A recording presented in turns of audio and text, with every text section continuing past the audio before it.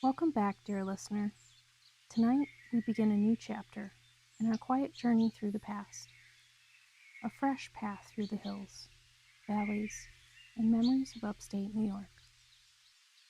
You've already walked with me through the history of Jefferson County. Now, I invite you to journey north and west, towards a place of even deeper snow, steeper hills, and stories just as rich and enduring. This is Lewis County, and our walk begins before it had a name, before farms, before churches, before the toll of an iron bell or the roll of a mill wheel echoed across the pines. So lie back, take a breath, and let your thoughts drift. The past is calling, and we're walking gently toward it, together. Long before roads or hamlets or family names, this land was forest, thick and ancient. Towering white pines stood like sentinels. Black spruce and balsam firs lined the streams, and maples flamed red in the autumn, shedding their leaves into a forest floor walked by generations by those who left no carved stones behind.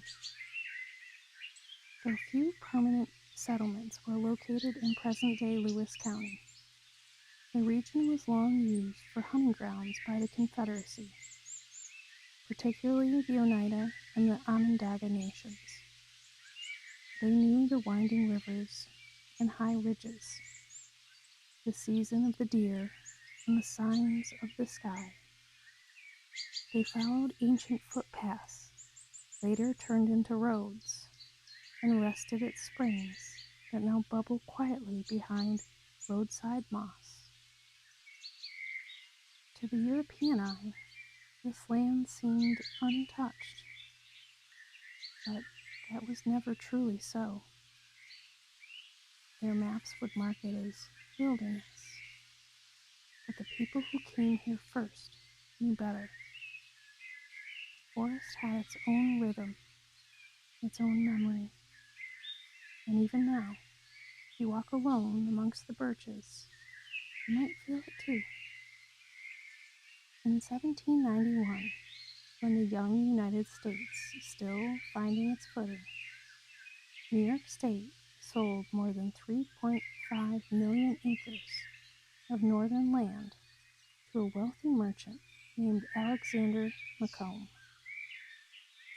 This staggering land deal would later become Macomb's Purchase, and it encompassed almost all of what would become Lewis County today.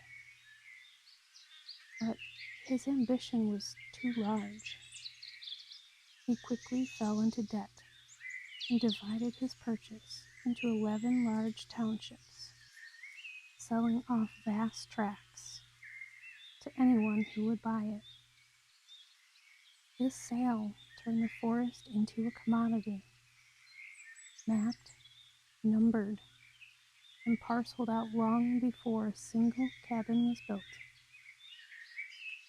The land was advertised in Boston and New York as full of promise and expectation.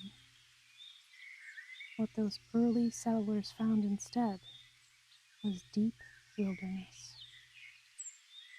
One early surveyor, Gershom Gould, wrote of his travels through the township number 7, modern-day Turin, in 1795.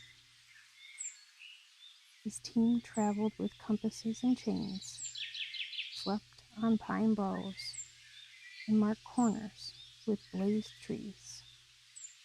The silence, he wrote, was deep and perfect, broken only by the wind or the howl of wolves.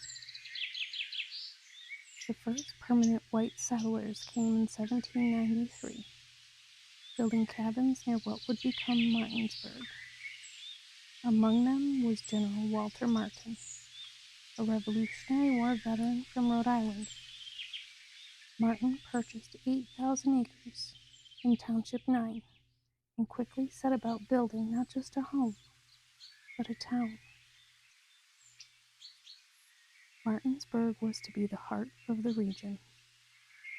He laid out wide streets, brought in skilled craftsmen, and built the first frame house.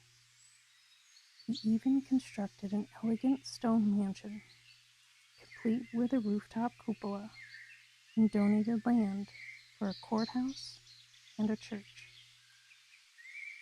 To the north, Lowville began forming around 1797 near the Black River.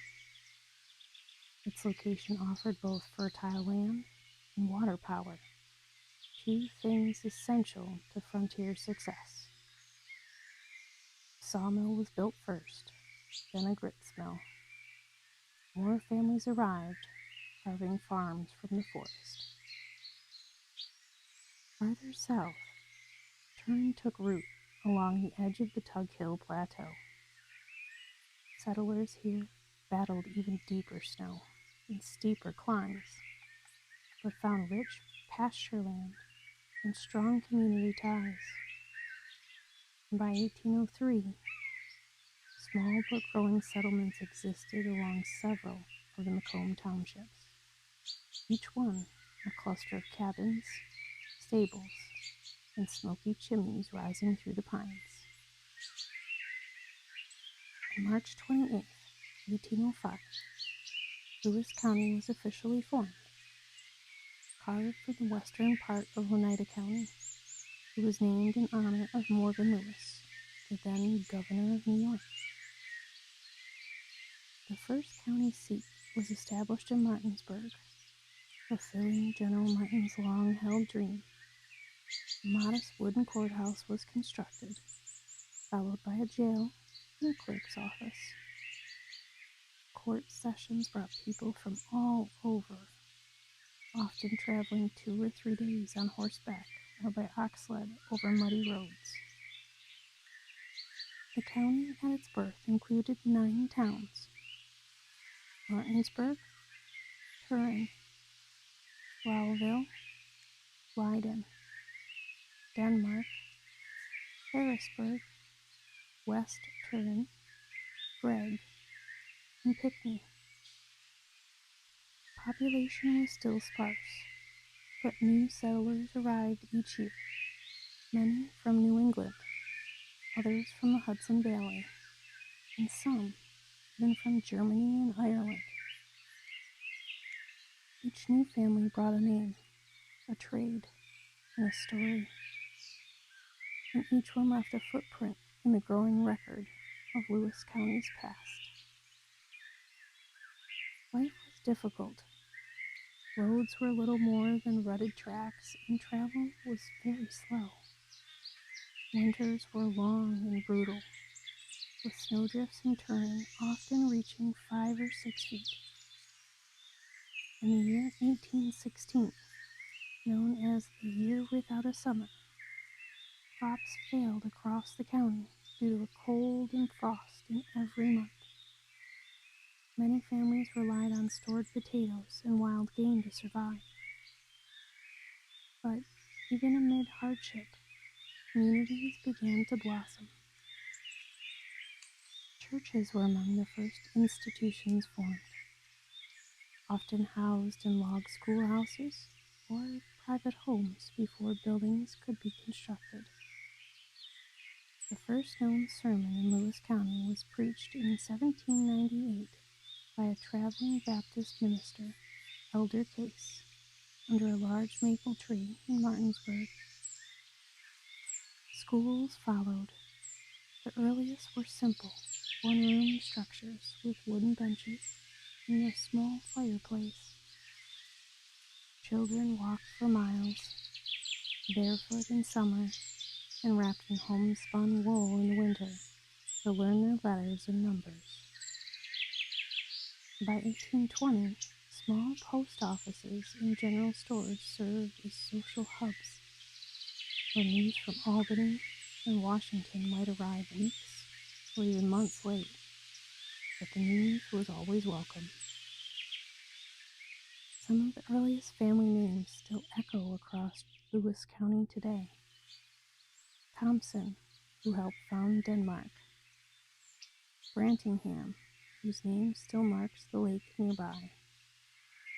Kellogg, early educator and civic leader in Lowville. Pulford, who recorded the early years of Turin in a now cherished 1876 address. Martin, of course, whose stone mansion still stands in Martinsburg as a monument to ambition and early vision. Others are remembered only in records, or on the aging stone of cemeteries nestled in quiet corners of the county. Each one, farmer, teacher, surveyor, mother, added a verse to the story. By the early 1830s, Lewis County was changing. New mills dotted the Black River. Small manufacturing sprang up in Lowville and Casterland. Inns and taverns served weary travelers. Stagecoach lines ran with increasing regularity on roads, once impassable in spring, were slowly improved. The wilderness was starting to retreat, though never completely. Even now, vast tracts of forest remain, especially on the Tug Hill Plateau, stubborn and wild, just as they've always been. By 1835, Lewis County was no longer a frontier. It had become a region of villages and farms, of neighbors and of church bells and school marms ringing handbells on foggy mornings. It had become, in the words of Reverend Pulford, a place of memory and meaning, built not just with timber and stone, but with faith, fortune, and the common labor of good-hearted people. And so ends our first walk through Lewis County. We've seen the forest in its stillness. We've watched the first fires grow inside cabins of bark and stone. We've stood beside roads cut with axe and sweat, and heard the echoes of voices that came before. Next time, we'll journey deeper, through wars and reform, through inventions and the boom of watered power industry. The land will change again, but for now, we rest. Until the next walk through time, good night.